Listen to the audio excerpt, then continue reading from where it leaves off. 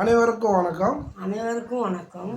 நேற்று என்ன நடந்ததுன்னா, நேற்று வந்து நாங்கள் திருவண்ணாமலை போனேன். அம்மா வீட்டு கிரிவலம் போகலான்னு போனால் அங்கே சில சம்பவம் அதை வந்து அம்மா சொல்லுவாங்க பாருங்கள். ஒரு இடத்துல சாப்பிட போனோங்க. சாப்பிட போனால் 2 பேர் ஒரு இலை தான் இருந்தது. ஆமாம், அவங்க பந்தி நடந்துக்கிட்டு ஒரு இலை பாக்கி நிற்குது. அந்த இலைக்கு அந்த 2 பேர் சொன்னாங்க போய் சாப்பிடுமானாங்க. நான் உட்காந்து சாப்பிட்டேன். சாப்பிட்டுட்டு நான் எழுந்தி வந்துட்டேன். அப்போல்லாம் எங்கள் பிள்ளையும் அவங்களும் எல்லாம் சாப்பிட்றாங்க. நான் நைட் நேரம் ஆயிடுச்சு, சரி நம்ம போய்கிட்டு இருக்கலான்னு நான் வந்தேன். என் பிள்ளை என்ன தேடி ஒன்றரை நாள் பூரா திருவாளம் சுற்றிட்டு 12 மணிக்கு என்னை வந்து கண்டுபிடிச்சாங்க. எங்கள் பேரன் கண்டுபிடிச்சான். எங்கள் பிள்ளை கண்டுபிடில, எங்கள் பேரன் கண்டுபிடிச்சான், மவுட்டு பிள்ளை. அப்படி ஒரு கூட்டம் நிறைஞ்ச இடத்த போக்கல வந்து நம்ம அப்படி போகலாமா? எனக்கு வந்து தெரியாதுங்க நைட்டில். அதனால் நான் முன்னாடியே போயிடுவோம், அவங்க வந்துடுவாங்கன்னு நான் போனேன். சரி, என்ன இப்போ உங்கள் பிள்ளை கூட போயிருக்கீங்க, அது வேற இல்லை, பிள்ளை யாரு? நான் தான். அப்போ வந்து நான் என்ன பண்ணுவேன், புது இடத்துக்கு வந்து நான் உன்னை விட்டுட்டு வருவேண்ணா. அப்படி இல்லை. அது வந்து பிள்ளை வந்து என்ன பார்க்கணும். பிள்ளை வந்து என்னை பார்க்காத சாப்பிட போனது. பிள்ளை வெளியே நிற்குதுன்னு நான் வந்துட்டேன். அதனால என்னை தேடி 4 ஹவர் என்னை காணாத ஆக்கிட்டாங்க. இதில் நான் என்னென்ன தெரியுமா பண்ணேன், வந்து 2-3 வாட்டி வந்து நீ சாப்பிட்ட இடத்துக்கு போனால் பாதி தூரம் வந்து அப்படியே வந்தனா.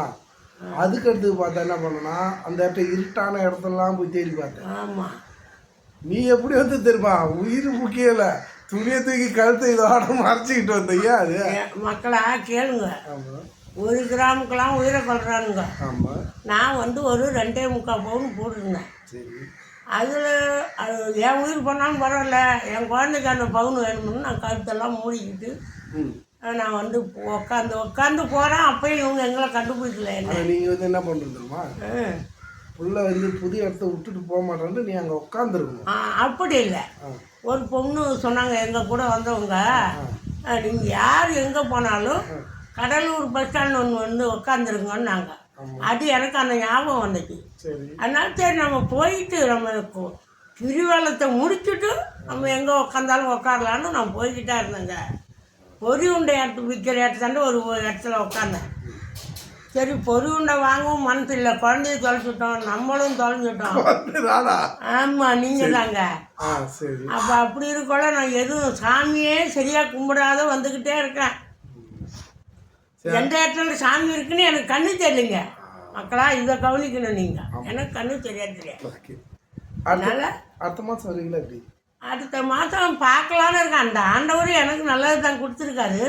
இன்னும் நான் இதில் என்ன ஒரு விஷயம் தெரியுமா, சாமி விஷயத்தில் விளையாடக்கூடாதுன்னு சொல்லுவாங்க. ஆமாம், நான் சும்மா ஒரு வீடியோக்கோசம் சொன்னேன். அது வந்து எனக்கு பழிச்சு விட்டுச்சுங்க. ஆனால் எங்கள் சாமி அது மாதிரி செஞ்சு விட்டு ஒரு வீடியோக்கோசம் நான் சொன்னேன். அதான் நேற்று தான் நாங்கள் 25 பேர் இங்கேருந்து வந்தோம், 24 பேர் காணலை, நான் ஒருத்த மட்டும்தான் இங்கே இருக்கேன். அது வந்து எனக்கு நடந்தது. அதனால ஈஸ்வரன் வந்து ஈஸ்வரனாது ஈஸ்வரன் வந்து என் மகனை சொல்லிட்டாரு, உங்கள் அம்மாவை நீ தொலைக்கணும்டா, எல்லாரும் இருக்காங்க, நீ உங்கள் அம்மாவை தொலைச்சிட்டு நீ தேடின 2 ஹவராவது நீ அழுகணும்.